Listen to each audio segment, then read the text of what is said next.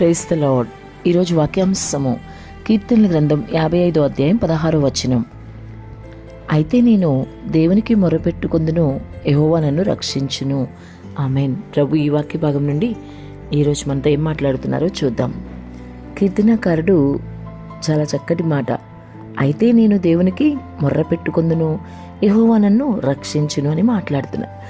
దేవునికి మొరపెట్టుకోవడం, ఇంకా దేవుడు రక్షించడం ఎంత భరోసానో కదా కీర్తనకారుడికి. మరి ఈరోజు నీ పరిస్థితి ఏంటి? వింటున్న ప్రియ సహోదరి సహోదరుడా, నీ ఆత్మీయ జీవితం ఎలా ఉంది? అసలు నువ్వు ప్రార్థించే వ్యక్తివేనా? ఏ విషయంలోనైనా తీవ్రమైన భయం ఒకవేళ నిన్ను వెంటాడుతుందా? శత్రు భయం నిన్ను ఒకవేళ వెంటాడుతుందేమో, మరణ భయం నీలో కలుగుతూ ఉందేమో.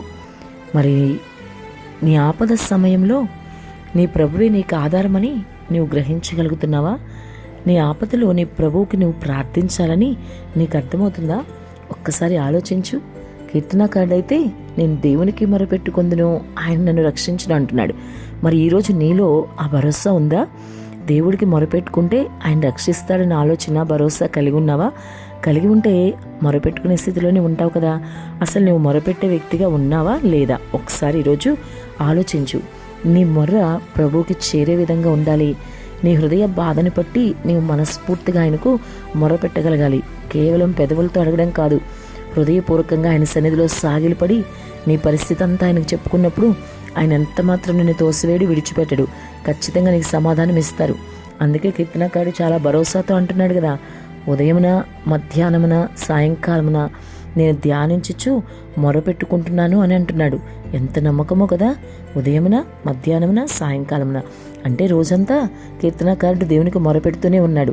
ఎంత గొప్పదనితో ఖచ్చితంగా అటువంటి మొర దేవుడు ఆలకించి సమాధానం ఇస్తాడు.